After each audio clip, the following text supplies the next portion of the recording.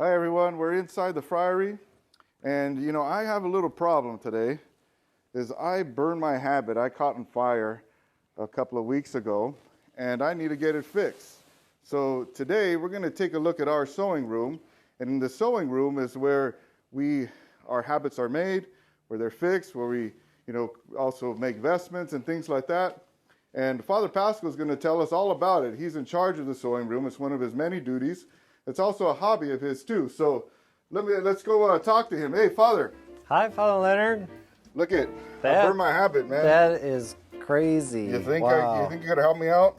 Well, that's gonna be a major fix, but I'm glad you're okay. Jeez. Yeah, shoot. I didn't even notice, Yeah. I was getting hot. I thought it was the Spirit, the Holy Spirit. Oh, fire, wow. But it was I was actually on fire. We're here in the sewing room, and tell us about what goes on here, man. What you do.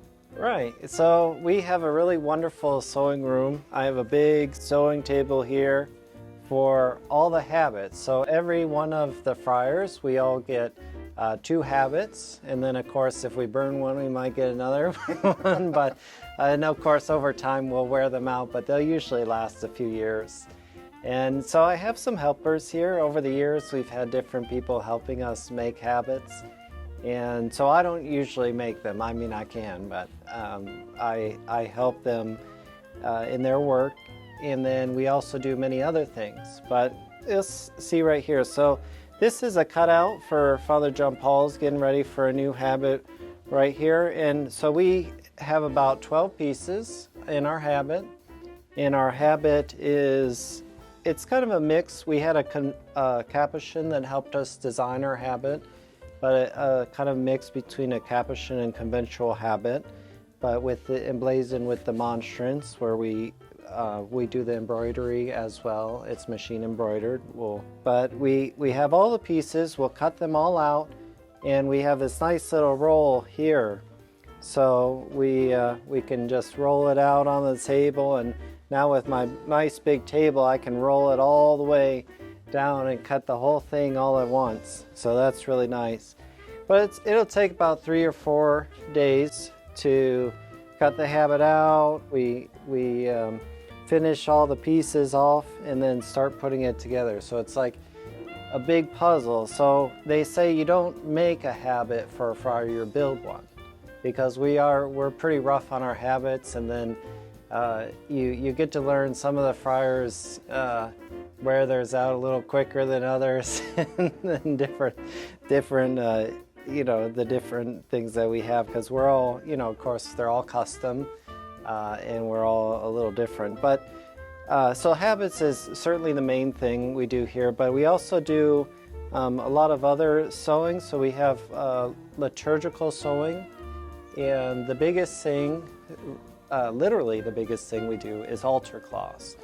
So a couple years ago I did a project gathering all the information for all the altars we have, or all the altars that the friars celebrate Mass on regularly, and I got up to about 70 altars. So all of those we usually like to put an altar cloth on. So I have a very special way I like my altar cloths, and so we'll do those. And I have a little selection of sample laces that we use. So I have all kinds of linen and all kinds of lace to make that happen. And so depending on the altar and the size, we do that. But there'll also be custom projects. So I had an old cope that was no longer usable, and I made this cope into an altar frontal, so a gorgeous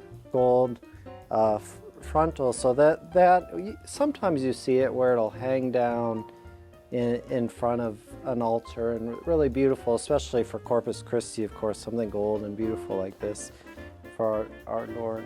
I'll also, one of my kind of contributions is fixing chasables and things, because they do grow old in fabric.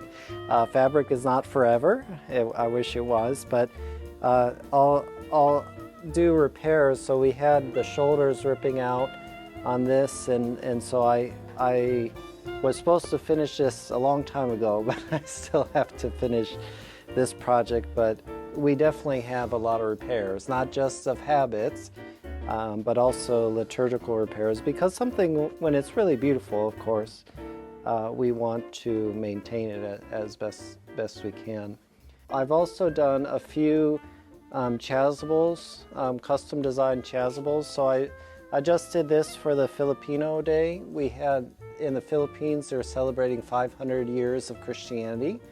And so this was the logo for that, 500 years gifted to give.